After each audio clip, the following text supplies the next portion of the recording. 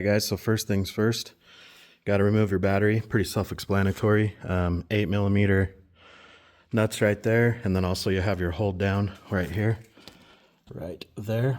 That is also an 8. You move that out of the way, both the positive and negative.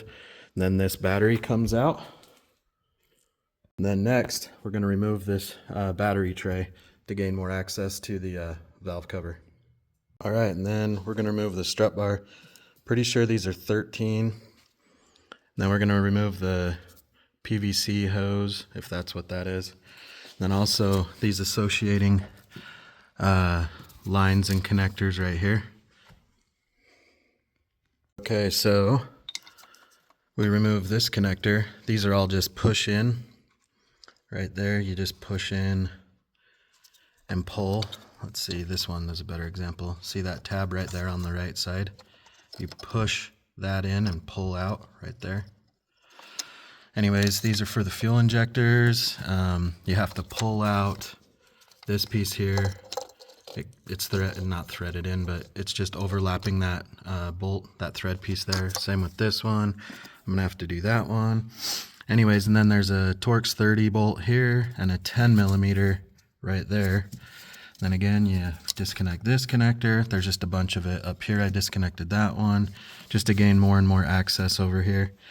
And then I'm going to unclip these for the coil packs for the spark plugs. Then I'm going to take all of those out. All right, and then I got the coil packs out. And again, you just push this tab right here where my thumb is, push down and pull out.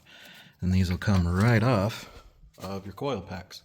So now I've moved this harness up and out of the way from in front, moved it up and over the valve cover here. So now I'm going to zip off all of these bolts. There's one down there, one up here, and then I believe the rest are just on the top and bottom here, these 8. And then I'm going to try and wiggle it up and out this way with this harness up. All right guys, and then also you'll have this piece right here. And it'll actually be the very furthest bolt over here. It's also a 10mm, so you'll take that out. And I got all the bolts out, got the valve cover off. Another thing you need to note is I did end up taking this 10mm bolt off of here. You need to disconnect this electrical piece from here. And then also this main wiring harness down here, you got to separate it from the chassis as well. And then I just pried this wire loom up with a mild little bungee, and yeah, it came out. When you reassemble this, you'll definitely want to put RTV oil gasket maker there and there. This is from the factory. My mom bought this car brand new off the showroom floor. It was 0 miles, and this is at 30,000 miles. We were leaking at the bottom down here. So that was from the factory. So I highly suggest that you do that. And I'll also put that on when I put it back on. Yeah. And I also undid this connector as well. Wanted to point that out.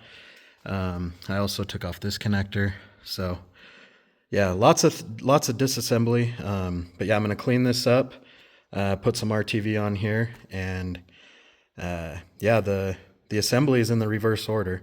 And sorry, at this time I don't have the torque specs for it, but when I get it, and if I get it, I'll put it in the description below. Hope that helps, guys.